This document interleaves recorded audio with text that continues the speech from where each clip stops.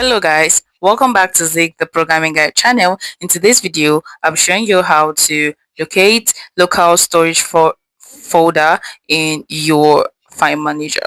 Right? Are you tired of downloading movies from a movie box and you seem not to find them in your phone or file manager? This video is for you. And if you're new to this channel, please click on the subscribe button. It really helps a lot. So this video is actually for educational purpose, not to promote any form of piracy or term of service. So let's get right into the video. So first thing you have to do is actually open up your file manager. Right, for me, I'm using my phone file manager, but if you can't seem to use your file manager, you can simply go to Play Store or Apple Store and search for file manager and you can install one. So once you install it, you open it up. So just like this. So once you open it up, you click on where it says internal storage, not your SD card. Please be noted.